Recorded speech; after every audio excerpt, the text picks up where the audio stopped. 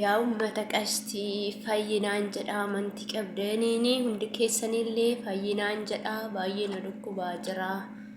Nu qoricha kana kan naalaatanii jiru mana yaalaarraa yeroo jalqabaaf qoricha uguu fe'a bakka qoricha uguu baay'ee natti ulfaata dhugaa dubbachuuf taanaani danda'e illee nu bakka danda'e maal akka ta'e illee hin beeku innaa akka ta'e baay'ee na dhukkubaa jira naaf kadhadhaa isiniin jedhaa.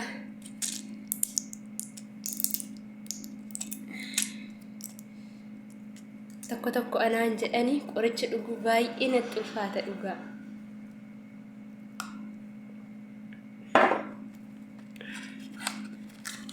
Sabuma yeroo hundaa yeroo na dhukkubu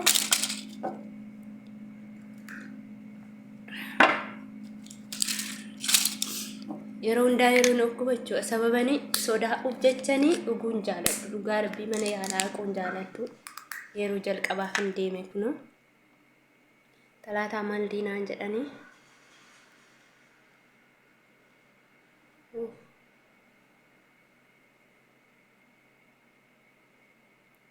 talaataa malliin akkas asaa jiru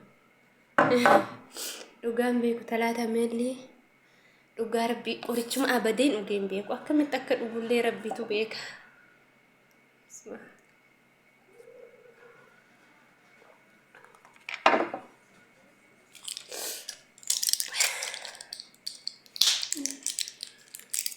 Naa dhumate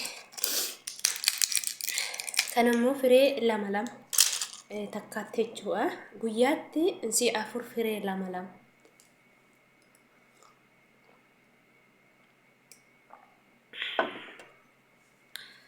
Naa kadhadhaa waaqayyoon baay'ee na dhukkuba dhugaa qaata qajeeleen oole maasilaama jeen oole deebi'een jira garuu.